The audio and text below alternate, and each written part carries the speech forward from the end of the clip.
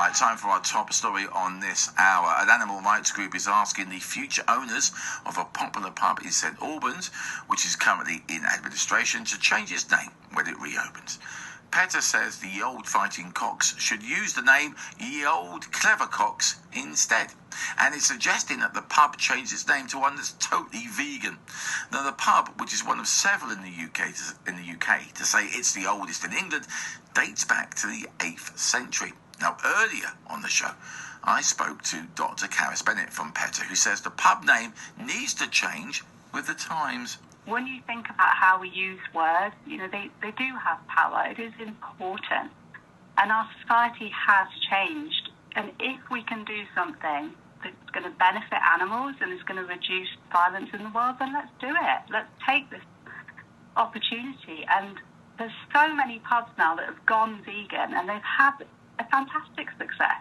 I think we can look at all kinds of names. Peter have suggested changes for a lot of the phrases people use, some really awful phrases like flog a dead horse or more than one way to skin a cat. Why are we still saying these awful things? Well, our man Justin Dealey has been over to St Albans to see what the locals think of PETA's idea. I would change it from Ye Olde Fighting Cocks. I would keep the name. Would you? Yeah, because it's history. It doesn't mean you support anything. It just means that's the history of the name, and it gives you a little bit of an insight into what may have happened there long ago. Okay, so you're saying keep it for that reason. You're saying change it. What's your reason behind changing it? Because I think it's cruel, and it's not something that would be accepted these days, and it's not something you want to kind of promote or say it was good in the past or whatever, I think it's ridiculous. I think it's been this name for years and years and years. I don't think it's offensive at all. It's not like they're actually fighting cocks here. It's just a name. When it does reopen, they want it to be an entirely vegan menu as well. That's just ridiculous. Sorry. Why is it ridiculous? I'm not quite sure. I don't think I can get my thoughts in order about it. We are going to play this to Peter, so what would be your message to them? All that does is get everyone cross with you. It's a name. I don't see any cocks fighting here. Do you? Laughable. That's it really. There's no other words, is there? I mean, it's been going for over 1,000 years, so clearly it should stay. What would you say to the charity if they get to listen to this? Rethink. Well, I think it should stay the Ye Olde Fighting Cocks because it's been that forever. What do they want to rename it? Ye Olde Clever Cocks. Oh, for God's sake. You're joking. You are joking. I promise you I'm not winding you up. Sounds like a wind-up. It sounds like a wind-up. Well, Ian Boyd is the chairman of the South Hearts branch of CAMRA. He joins me on the line now. Good morning to you, Ian. Good morning, Andy. So what do you think of this campaign then to change the name? Well, I mean, there's no question that the sheer cruelty and gruesomeness associated with cockfighting in the past, so-called blood sports, badger baiting, bear, and all the rest, rightfully, they've been made illegal all over Europe and I think it was in the 1830s in the UK. Of course, we've got fox hunting and hare coursing as well, which are all banned. These are all part of the more cruel times in the medieval England, where even hangings and executions, and even of the royalty, were commonplace. They're in the past. We can't change the past. We're living in a more civilized era these days, and the thing is, we can't change the history. We can't sanitize or erase it. I think we need to discuss it. It happened.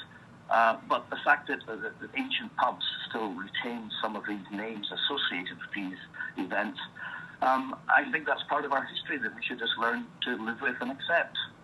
How do you think the public will feel about it? I mean, we got a very small flavour of Justin's report when he was telling people about the change of the name. Some people thought it was a wind-up. Yeah, I've listened to some of the public response there, and the vast majority do think it's ridiculous. I mean, if we change that, we've got other pubs with similar kind of names. Here in St Albans, we have the Hare and Hounds, for example. We have pubs called, the Fox and Hounds, the Huntsman, the Dog and Duck, Tally Ho, things like that. Are we going to change all of those? We have pubs, as well that supposedly reflect our history, the cruel history of King's Head, for example. When I spoke to Caris Bennett, Dr. Caris Bennett from PETA, and I mentioned that about pubs with other names and some of the names you've mentioned there, the response was, yeah, we should change those names.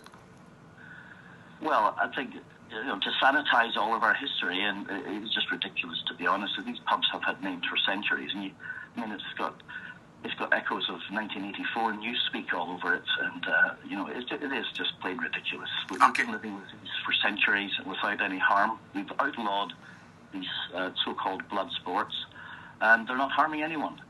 Okay, what about the suggestion that when the pub reopens, it should have just an entire vegan menu? What do you think about that? Well, I don't think they've looked at their planning